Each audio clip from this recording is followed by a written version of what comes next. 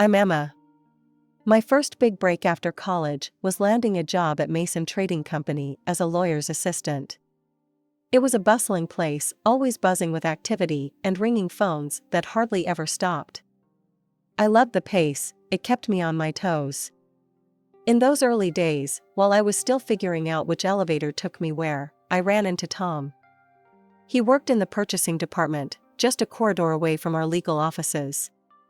He was arguing over the phone about some shipment that got delayed. He hung up, noticed me watching, and rolled his eyes. "Suppliers," he muttered. "Tough day?" I asked, half smiling. "You could say that. Every day is a battlefield here. You knew?" "Yeah, just started this week. I'm Emma." "Tom. Welcome to the madness. Don't let the chaos scare you off." We started having lunch together, mostly because it was easier to navigate the huge cafeteria with someone who knew the place. Tom was easy to talk to, had a sharp wit, and wasn't shy about saying exactly what he thought. One lunch turned into many, and soon, those lunches turned into after-work drinks. Our conversations ranged from mundane work stuff to more personal topics. I learned he was an only child, adored by his mother, but constantly nagged for not living up to his potential, whatever that meant. "You haven't met my mom yet, but brace yourself when you do," Tom warned one evening as we grabbed beers after a particularly long day. "She has this idea of the perfect woman, and trust me, no one's good enough." It wasn't long before our friendship took a romantic turn. After about a year of dating, Tom proposed. The wedding was simple, but perfect, for us. We bought an apartment together with savings I had from my grandma and his savings. It felt like everything was falling into place. Life with Tom was mostly smooth, except for the occasional bickering about who forgot to buy milk or whose turn it was to clean the apartment. But nothing too heavy, just the usual stuff couples go through. Until one day, everything felt different. I was exhausted all the time, and even the smell of coffee, which I loved, made me nauseous. One morning, struggling to even get out of bed, I decided enough was enough. I booked an appointment with my doctor, thinking maybe I had the flu or something. Sitting in the waiting room, flipping through a magazine without really reading it, my name was finally called. Dr. Lena was always straight to the point, and after a few questions and tests, she dropped the news. "Well, Emma, congratulations are in order. You're pregnant." "Pregnant?" I repeated, the word foreign and heavy. "Are you sure?" "Quite sure," Dr. Lena smiled, handing me the test result. "But you need to be careful. Your body's signaling a few warning signs. Nothing too scary, but you need rest, less stress." I nodded, my mind racing. Pregnant. How would Tom react? I couldn't tell over the phone. This needed a face-to-face. Walking through the door of our apartment that evening, I found Tom on the couch, eyes glued to his phone. "Tom, we need to talk," I said, my voice shaky. "I went to the doctor today. We're going to have a baby." Tom's face changed. It wasn't the reaction I'd hoped for. "A baby? Emma, it's not great timing, you know? We haven't even traveled like we talked about." "And a baby? That's a huge change." I felt a pang in my heart. "I know it's unexpected, but it's also kind of amazing, right? We're going to be parents." Tom ran his hands through his hair, a sign he was stressed. "I don't know, Emma. It's too much. It's too soon." "Too soon for a family with me?" I asked, hurt coloring my tone. "No, that's not what I mean. I just thought we'd have more time, just us two." The conversation went in circles. Tom saying it was bad timing, me trying to highlight the positive. By the end of it, Tom had closed off, and I was left feeling alone, holding on to a piece of news that should have brought us together but instead was pushing us apart. The next day, I spoke to my boss, Mr. Harlow. I needed some accommodation, given the doctor's orders. "Mr. Harlow, I need to ask for a change. I'm pregnant, and there are some complications. Could I possibly work from home?" Mr. Harlow, who was always more understanding than I gave him credit for, didn't hesitate. Of course, Emma. We'll set up everything you need at home. Take care of yourself and the little one. Going home that day, I hoped Tom had softened a bit. But when I told him about the remote work arrangement, his reaction was cold. So, you're just going to be home now? What about all the plans we had? I thought you'd be happy I found a solution to keep the stress down, I said, trying to keep my voice steady. Emma, it's like you're not even listening. I said it's too soon for all this, Tom snapped back. I went to bed early that night, feeling the distance between us grow. As I lay there, the reality of my situation sinking in, I realized this journey was going to be tougher than I thought. The air in our apartment felt heavier these days, like each day was a cloudy one, even if the sun was shining outside. Tom's affection seemed to drain away as quickly as it came. He grew more distant, more irritated by the small ways my life had to change because of the pregnancy. He said he felt neglected, like he was second to my health and the baby's needs. His mom, Mrs. Blackwell, was no help either. She called one afternoon, her voice as cold as the winter wind. Emma, this child. It's not the right time. You should be focusing on supporting Tom, not dragging him into fatherhood. I clenched the phone tighter, fighting the sting in my eyes. It's not like I planned this by myself, Mrs. Blackwell. It's our child, not just mine. There are options, you know. You're just choosing the most selfish one. Her words sliced through me, leaving me feeling hollow inside. As if that wasn't enough, Tom's behavior started changing even more. His cologne was masked by another scent, a woman's perfume, unfamiliar and sweet, clinging to his clothes. The first time I smelled it, I convinced myself it was a mix-up at the dry cleaner. But then, it happened again. And again. He also started staying out late, mumbling about needing to catch up on work, and his weekends were booked up with sudden business trips. It was too much to chalk up to coincidence. I held my tongue, not wanting to believe the worst, but the seed of doubt was planted. I couldn't ignore it anymore. That Saturday, when Tom mentioned another business trip, I reached out to Mike, an old classmate who now worked as a detective. We met at a small cafe, the kind where you could talk without every table overhearing your conversation. Mike slid a folder across the table to me. I got what you asked for, Emma. You sure you want to see this? I nodded, not trusting my voice, and opened the folder. The photos were clear, unmistakable. There was Tom, and with him, a woman I recognized from his office, a new hire that he'd mentioned in passing. Emma, I'm sorry, Mike said, his voice low. There's video too. It's consistent. My heart sank to the soles of my feet. Thanks, Mike. I needed to know. I went home, numb and carrying the folder like it was made of lead. As I turned the key in the lock, the door swung open. Mrs. Blackwell stood there, her face twisted in disapproval. I came to see how you are. Tom said he's worried about you, all alone here. Her eyes darted around, suspiciously. I know about Tom. He's not on a business trip. He's with someone else, Mrs. Blackwell. She scoffed, her defense quick and sharp.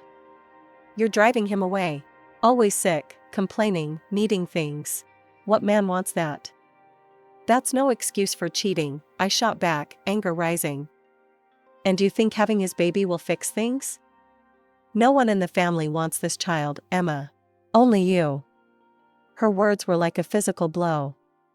Get out, I said, my voice trembling. Now. She threw her hands up and stormed out, slamming the door behind her. The silence after was deafening. I sat on the couch, feeling numb and hollow. 30 minutes felt like an eternity as each second passed with heavy, painful ticks, echoing the throbbing in my heart. My mind was racing, but a dreadful resolve settled over me. I had to face Tom and see the truth with my own eyes. Mike had given me all the details I needed. There at the Grandview Hotel, room 718, he'd said, his voice filled with reluctant professionalism. My hands were shaking slightly as I parked the car and walked into the hotel lobby, my stomach in knots.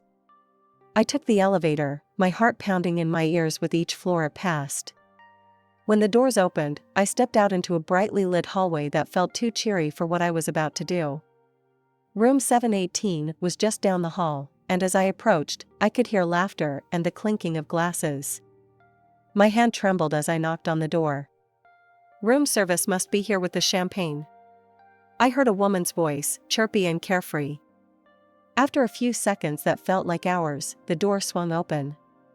Tom looked out, his expression changing from anticipation to shock in an instant. "Emma? What? How did you find?"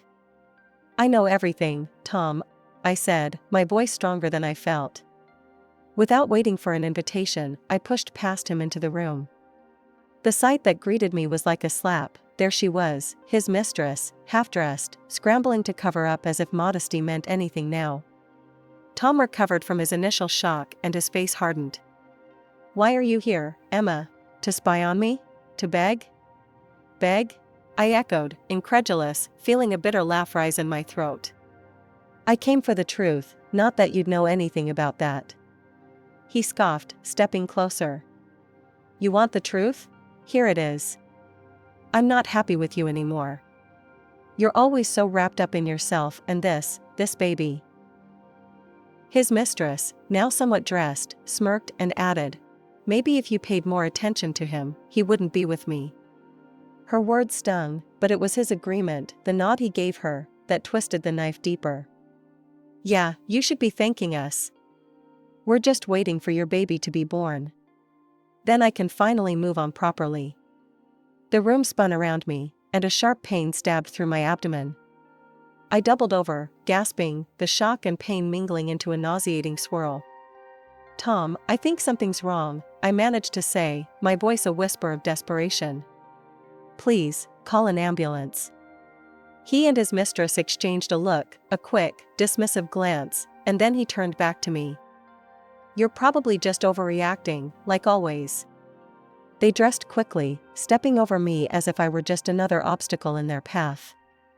The last thing I saw before darkness claimed me was the closing door, the click of it shutting echoing ominously in the cold, empty room. I woke up to the gentle, yet urgent, voice of a maid trying to rouse me. Ma'am, can you hear me?" Her face swam into view as I blinked away, the darkness clouding my vision. The pain was still there, a dull ache that seemed to echo through my entire body. "Where am I?" My voice sounded hoarse, foreign even to my own ears. "You're still in the hotel room, dear. I found you on the floor. I'm calling an ambulance now." True to her word, the next thing I knew, I was being wheeled through the emergency room. The hospital lights were harsh, blinding, as nurses and doctors swarmed around, their voices a cacophony of concern that I could barely comprehend. They asked questions, too many questions, but all I could think about was the betrayal and the pain. Tom never showed up at the hospital. Neither did his mother. Calls went unanswered, their silence more painful than any physical wound. By the time the doctor came with the news that I had lost the baby, the grief was so heavy, so overwhelming, it was all I could do not to scream. The loss was not just a personal tragedy, it felt like an injustice, one that Tom, his mistress, and his mother had a hand in. They had abandoned me, left me alone at my most vulnerable. The bitterness and anger stewed inside me, brewing a storm. After what felt like an eternity, the hospital discharged me. I drove straight to our apartment and began packing Tom's things. Each shirt I folded, each sock I threw into the box, was a severance, a cutting of ties. With his belongings piled in the trunk of my car, I drove to Mrs. Blackwell's house. I didn't bother with niceties.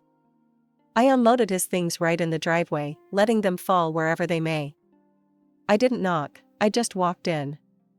Mrs. Blackwell was sitting in the living room, a look of resignation on her face. She knew why I was there. "Emma," she started, her tone weary, "you should just leave. Take what dignity you have left." "Dignity?" I laughed, but there was no humor in it. "You think I came here for a lecture on dignity from you? He's my son. I stand by him. And he will be better off without you," she said bluntly. "He has excellent lawyers. You'll only embarrass yourself. At that, something snapped inside me. Do you even care that your grandchild is gone? That your son left me alone in a hotel room to lose his child? Her eyes flickered away, unable to meet mine. It's a tough situation. It's done, Emma. I stepped closer, my voice low and steady. How did you feel, as a mother, knowing what happened? Knowing your grandchild was lost? She didn't answer, just looked away, a crack in her composed facade. I will see your son in court, I said, the words heavy with promise. You can tell him that. Turning on my heel, I left her sitting there, alone with the weight of her choices. As I walked back to my car, the cool air felt sharp against my skin, but my path had never been clearer. I would fight. Not just for me, but for the life that was lost, and for the truth that needed seeing the light of day. Stepping into the courthouse, I felt every eye on me, or maybe it was just the weight of what was about to happen pressing down. My best friend from college, Lucy, was right beside me. She'd become a shark in the courtroom, known for tearing apart even the slickest defense. When I told her about everything, she didn't hesitate. I've got this, Emma. And don't worry about the fees. This one's on me, Lucy had said, her voice fierce and reassuring. We sat at our table, papers neatly arranged, evidence at the ready. Across from us, Tom and his mistress looked confident, a smugness that irked me. As the proceedings began, their lawyer painted a picture of me as unstable, broken by grief into fabricating stories. The plaintiff has suffered immense emotional distress, yes, which has led to these wild accusations. There is no substantial evidence of any affair or wrongdoing on my client's part. When it was our turn, Lucy stood, her presence commanding the room. Your Honor, not only do we have substantial evidence, but we also have a testimony that will corroborate everything my client has claimed. She presented the photos first, clear and undeniable proof of the affair, passed around for the judge and eventually to the opposing counsel who looked visibly shaken as they viewed them. Next, Lucy played the video from the hotel. The room fell silent as the scene played out. I enter the hotel, then Tom and his mistress, laughing, hugging, leave the hotel without a hint of concern. But that's not all, Lucy continued. She called the maid who found me to the stand. Her testimony was simple, but powerful. I found her on the floor, unconscious. They were gone. She could have died. Tom's face had gone white, and his mistress couldn't sit still, her leg bouncing nervously. When they were given a chance to respond, Tom stood up, his voice shaky. This isn't how it looks.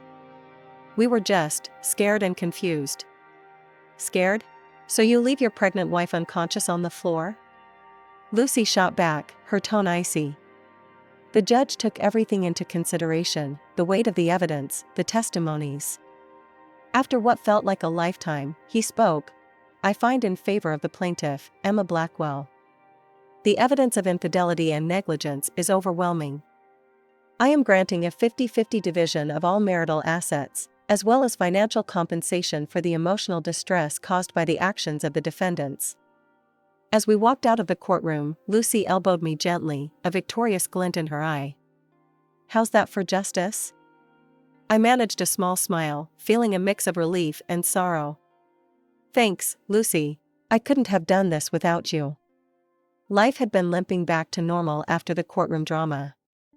I bought a small apartment, and every new piece of furniture, every picture hung, was a step away from my past torment. The only shadow that loomed over my fresh start was seeing Tom and his mistress together at work, a constant reminder of the betrayal. One afternoon, as I was sorting through some legal briefs, my phone buzzed with a number I hadn't seen in a while. It was Tom's mother, Mrs. Blackwell. Emma, could we meet? I need to talk to you. Her voice trembled over the phone. I hesitated, memories of our last encounter flashing through my mind. Why should I meet you, Mrs. Blackwell? It's about Tom and your company. Please, I wouldn't ask if it wasn't important. Curiosity piqued and a bit of old loyalty to the company that stood by me, I agreed. We met at a small cafe, away from prying eyes. She looked worn, her eyes rimmed with red, as if she had been crying. Tom, he's not the boy I raised anymore, she started, not meeting my eyes. He and that woman, they're planning to cheat the company, sell off assets, and they want to force me out of my home. Her words hung heavy between us. I was still processing when she grabbed my hand, her grip surprisingly strong. Please, you're the only one I can trust to stop this. The plea in her eyes was real, but so was my reluctance. Mrs. Blackwell, your family drama is not my business anymore. It's not just family, Emma. It's your company too. They're planning something big. It could ruin everything. Her urgency struck a chord. I was, after all, part of that company. It had given me a chance when I was just a college grad, and many of my colleagues were like family.